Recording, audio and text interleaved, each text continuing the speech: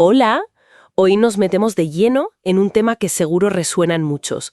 ¿Cómo mantener la motivación viva cuando aprendemos un idioma? Hola. Sí, es un tema crucial. Tenemos un texto que analiza esto en detalle, proponiendo 5 claves o, secretos para no abandonar. Me parece muy pertinente. Porque aprender una lengua todos sabemos que es genial, transforma, pero el camino tiene sus cuestas. Y la motivación pues a veces se desinfla. Totalmente.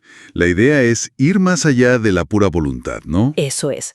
Queremos extraer de este análisis estrategias que funcionen, que tengan una base, digamos, sólida. Pues sí, el material que tenemos apunta a eso, a usar la psicología a nuestro favor. Menciona conceptos como la teoría de la autodeterminación, la mentalidad, cosas prácticas. Genial. Pues vamos a ello. La primera clave del texto. Establecer metas claras y con propósito. Dice que lo de quiero ser fluido es demasiado vago, que eso al final frustra. Es que no sabes si avanzas. Exacto. Propone usar el método SMART, ya sabes, específicas, medibles. Alcanzables, relevantes y con un plazo. El acrónimo famoso. Eso. Por ejemplo, en vez de algo difuso, marcarse. En 3 meses quiero poder mantener una conversación de 10 minutos sobre mi rutina diaria en español. Es mucho más concreto, claro. Y aquí el texto da un giro interesante. Insiste en conectar esa meta con tu porqué personal. ¿Para qué lo haces realmente? Fundamental. Es por trabajo, por viajar, por disfrutar del cine en versión original. Ese porqué es el motor, ¿verdad? Claro. Y ahí el análisis conecta con la motivación intrínseca frente a la extrínseca. O sea, disfrutar del proceso en sí mismo. Más que hacerlo solo por una nota o un título. Exacto. Y según Deci y Ryan, que son referentes en esto, la intrínseca es la que te mantiene a largo plazo. Tiene sentido. El texto también recomienda algo muy práctico. Dividir las metas grandes. En trocitos más manejables. Eso es, por ejemplo, aprender 50 palabras nuevas esta semana. Y, muy importante, celebrar esos pequeños logros. Darse una palmadita en la espalda. Reconocer el avance me parece clave. Vale, segunda idea fuerte del texto. Abrazar una mentalidad de crecimiento. La mentalidad de crecimiento de Carol Dweck. Un concepto potente. Sí, la idea de que la habilidad no es fija, no naces bueno o malo para los idiomas, sino que se desarrolla. Con esfuerzo y práctica. Justo.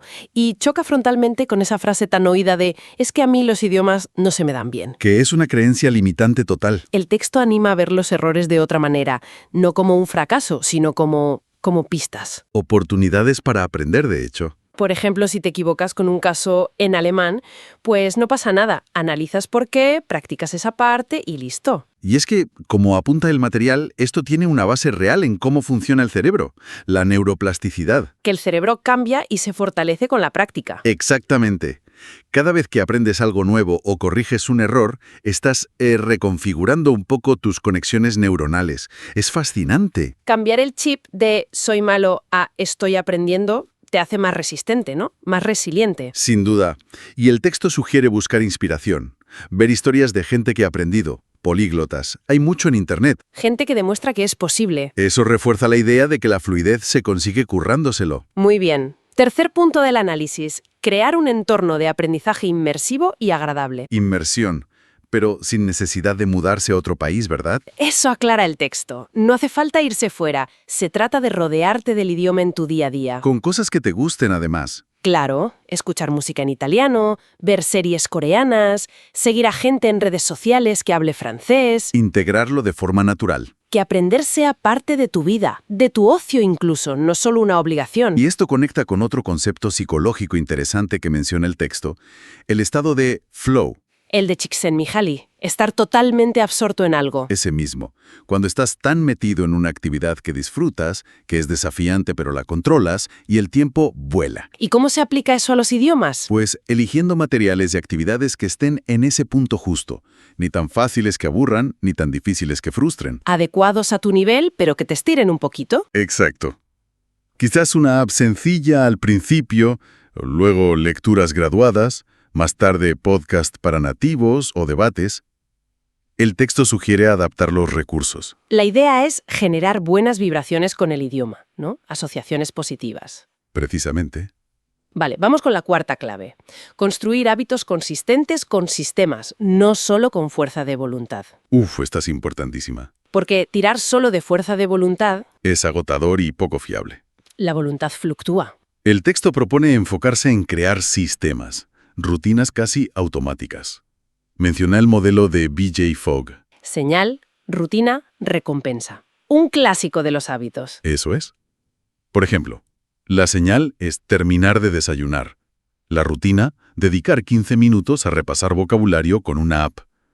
La recompensa, escuchar tu canción favorita en ese idioma. Y así poco a poco se automatiza. La clave es la constancia, dice el texto. Hacerlo todos los días o casi todos. Sí, y menciona estudios. Bueno, uno del University College London, que dice que un hábito tarda de media unos 66 días en formarse. O sea, más de 2 meses. Hay que tener paciencia entonces. Y ser realista. Mejor 10 minutos cada día que intentar darse un atracón de 3 horas un sábado y luego nada en semanas. Sesiones cortas pero frecuentes. El texto también recomienda herramientas, apps para seguir hábitos o técnicas como la repetición espaciada, Lo de Anki o Quizlet. para memorizar mejor. Esas optimizan cuándo repasar la información para que se fije en la memoria a largo plazo con menos esfuerzo. Hacen el proceso más eficiente. Interesante. Y llegamos a la quinta y última clave del análisis: conectar con una comunidad de apoyo. El factor social.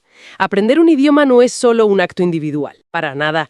Interactuar con otra gente que está aprendiendo o con hablantes nativos. Sí, da apoyo moral. Te sientes menos solo en el camino. Y te da un sentido de responsabilidad, ¿no? Si quedas con alguien para practicar. Es más difícil escaquearse. Y, por supuesto, es práctica real. Usar el idioma para comunicar. El texto lo conecta con la teoría del aprendizaje social de Bandura. Sí, la idea de que aprendemos mucho observando a otros, imitándolos, y también por el ánimo que nos dan, el refuerzo social. Y entonces, ¿cómo encontramos esa comunidad? Pues el análisis sugiere varias vías, plataformas online de intercambio de idiomas, como Tandem o HelloTalk. ¿Que conectan aprendices de todo el mundo? Eso es. También grupos de conversación, los meetups, que pueden ser presenciales o virtuales, o incluso clases, un tutor particular. Opciones hay muchas. Y confianza. Ver que puedes comunicarte, aunque sea con errores. Exacto. Vale, estas son las 5 claves principales, pero el texto también toca brevemente algunos obstáculos comunes, ¿verdad? Sí, menciona el famoso plató intermedio, esa sensación de que ya no avanzas. Un punto crítico para muchos. Y sugiere diversificar. Si te atascas, prueba cosas nuevas. Escribir un diario en el idioma, jugar a videojuegos, cambiar de método, También habla del perfeccionismo. que puede paralizar. Recomienda el mantra progreso sobre perfección. Avanzar es lo importante, no hacerlo todo perfecto desde el minuto 1. ¿Y para la falta de tiempo, que es la excusa universal? Sugiere el microaprendizaje. Aprovechar tiempos muertos. 5 minutos en el autobús, mientras esperas, con apps o recursos rápidos. Y una advertencia final que hace el texto. No compararse. Fundamental. Cada persona aprende a su ritmo y tiene su propio viaje. Compararse solo genera frustración. Bien, pues si tuviéramos que resumir la esencia de este análisis, ¿qué diríamos? Pues que mantener la motivación no depende de tener una voluntad de hierro, sino de aplicar estrategias inteligentes. Estrategias intencionadas. Hemos visto las 5 del texto. Metas claras y con propósito. Mentalidad de crecimiento, creer que puedes mejorar. Crear un entorno agradable, que te guste. Construir hábitos sólidos basados en sistemas. Y conectar con gente. Buscar apoyo y práctica en una comunidad. Con estas herramientas, digamos, podemos tomar las riendas de nuestra motivación. Tenemos más control del que pensamos. Exacto.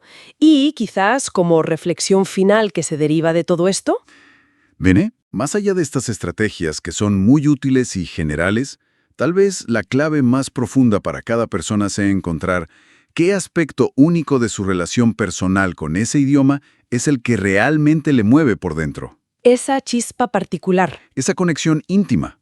Descubrirla y cuidarla puede ser el motor definitivo y más personal de todos. Una búsqueda interior, entonces.